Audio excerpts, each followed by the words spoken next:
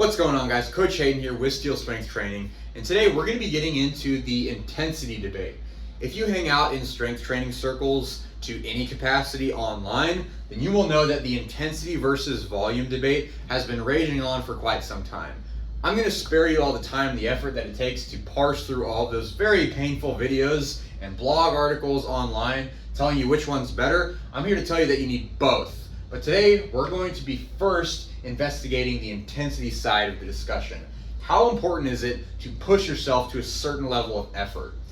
I will have to lead with the disclaimer that I'm not going to be addressing the people who fail their sets all the time, push themselves to RPE 13 on all of their working sets. Not talking about those folks. I am going to be addressing the majority of people that constantly leave more in the tank than they should be, and they need to leave more out on the field.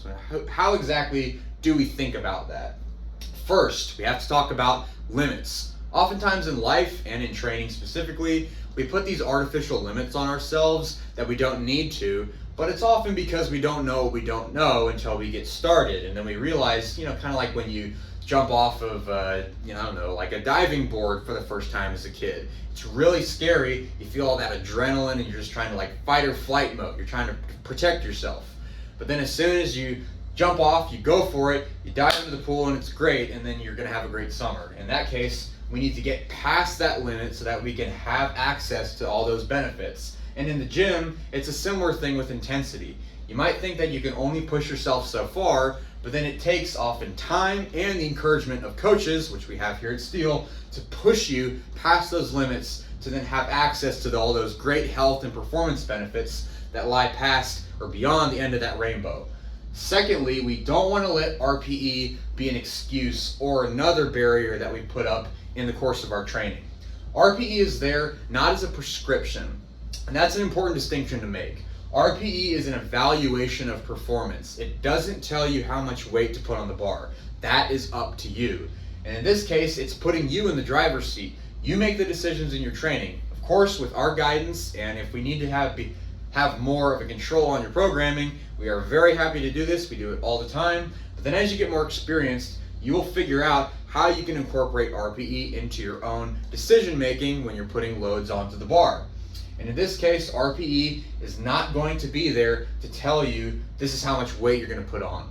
You do have to think about, sometimes we have loads in our minds. Like you think about it, it's like, okay, I'm going for a 250-pound squat. That's my goal. Today, I think I'm going to go for 240. That's a number I've been chasing for the last couple of weeks. Let's go for it.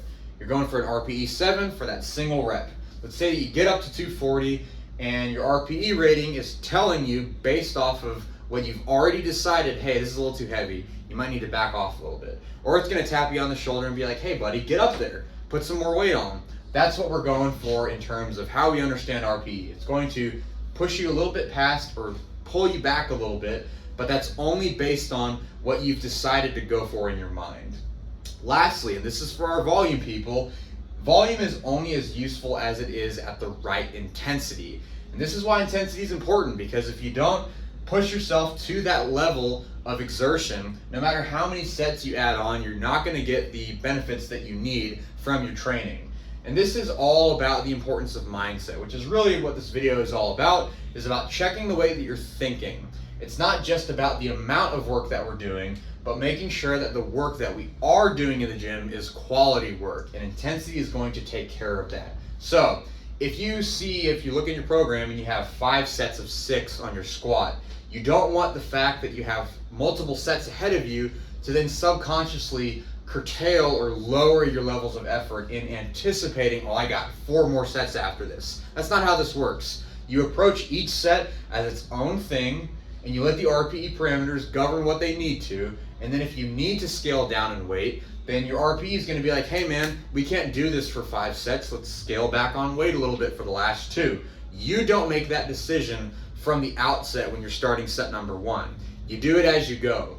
And this makes training a lot more of an involving and engaging practice, and it keeps you present with what you're doing right now. Kind of like in life, you want to enjoy moments as they happen, and then you have planning for the future as it's necessary, but it doesn't take away from the present moment. Thanks for tuning in, guys. Catch you next time.